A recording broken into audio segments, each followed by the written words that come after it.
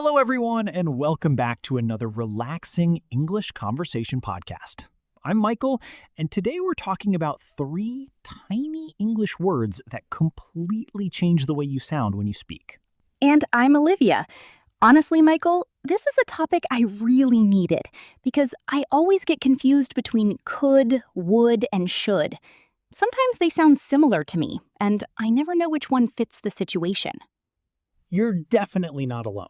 A lot of English learners understand the basic meaning of these words, but they still struggle to use them naturally in real conversations.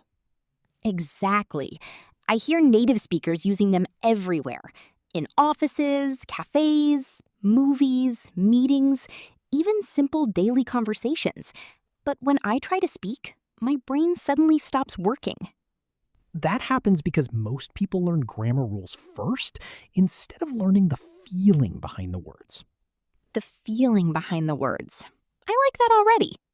The feeling behind the words. I like that already. And today, that's exactly what we're going to focus on. No complicated grammar formulas, no stressful explanations. Just real situations, simple examples, and natural conversation practice. Thank goodness, because the moment I see giant grammar charts, my motivation disappears immediately. Same here. Language should feel alive, not like a math equation. Okay, now I'm excited. So where do we start? Let's start with the word could. This word is one of the easiest ways to sound more polite and professional in English. I know people use it for requests, but I still don't fully understand why it sounds softer than can. Great question. Imagine this situation. You're at work carrying 2 heavy boxes, and you reach a closed door. Your hands are full, and someone is standing nearby.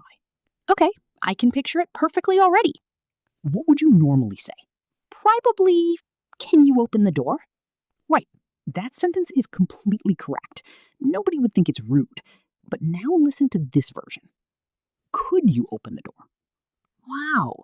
Yes, that immediately sounds more respectful somehow. Exactly. The meaning is almost the same, but the feeling changes completely. Could creates distance, softness, and politeness. So can feels more direct, while could feels more careful? Perfect explanation. Native speakers often use could because it sounds less demanding. That makes so much sense now. It's not only about grammar, it's about attitude. Exactly. Let's try another example. Imagine you're in an important business meeting with a client. Okay, serious office atmosphere? You want the client to review a document. Which sounds better? Can you read this file? Or could you read this file? Definitely the second one. The first sentence sounds a little too direct for a business meeting. Exactly. The second sentence sounds professional and respectful. Okay, let me practice properly. Could you send me the updated report before lunch? Excellent. Could you explain this part of the project to me again? Perfect. That sounds very natural. Honestly, I already feel more confident speaking. Now, let's move to would, which is another incredibly important word for polite English. I think this is the word I hear most in restaurants and offices. Exactly. Because would helps people express desires politely, instead of sounding too direct.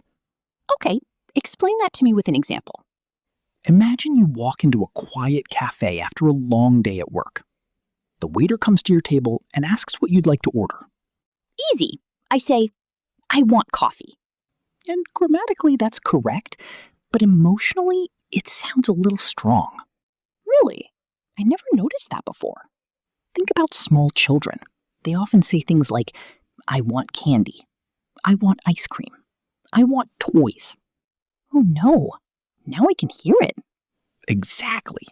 Native speakers usually soften their desires by using would like. So instead of I want coffee, I should say, Go ahead. I would like a coffee. Perfect. Hear the difference? Perfect. Hear the difference?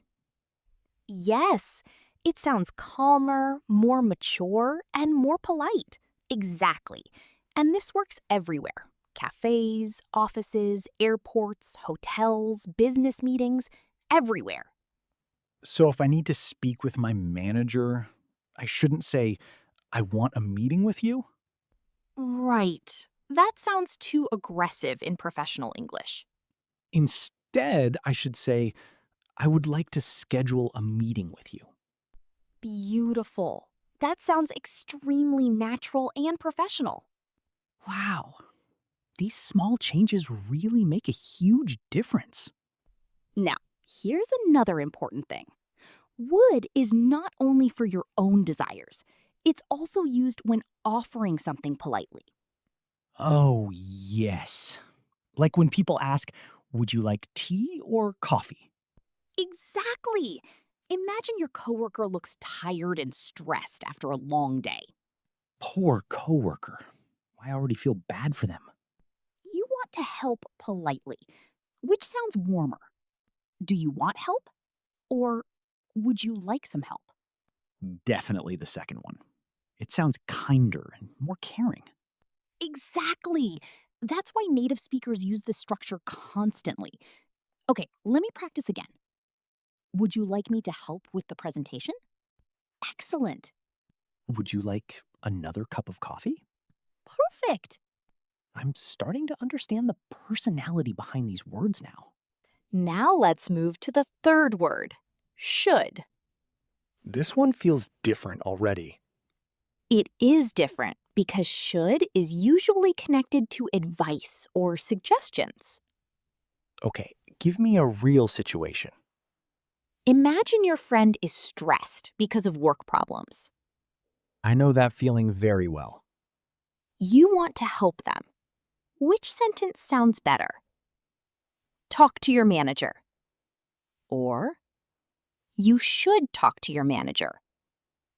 The second one sounds much kinder. Exactly. The first sentence feels like an order. The second feels supportive.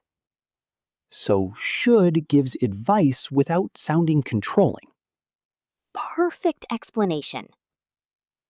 Okay, let me try a few examples. You should take a short break. Very natural. You should prepare more before the meeting. Excellent. You should get some sleep tonight. Perfect. Friendly, caring advice. All right, now let's put everything together in a real office conversation. Okay, I'm ready. Hey, Olivia, do you have a minute? Sure, Michael. What's going on? Could you check the marketing report for me before the meeting starts? Of course.